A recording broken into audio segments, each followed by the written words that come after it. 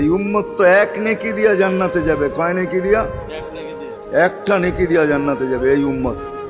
অন্য উম্মতের কথা জানি না আমি, এই উম্মত এক নেকি দিয়া জান্নাতে যাবে। নবীর একটা আদর্শের কারণে জান্নাতে যাবে। সিরত মানি আদর্শ, আর এটা আমরা কদমে কদমে মুহতাজ।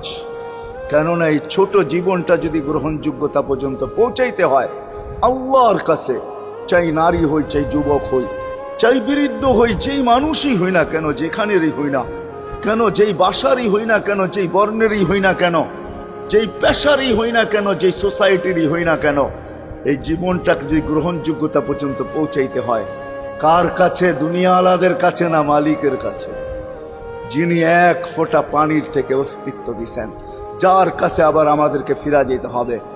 পালানের কোনো সুযোগ নাই। এই জন্যই কোরআন আমাদেরকে বোঝায় আইনাল মাফার। আল্লাহ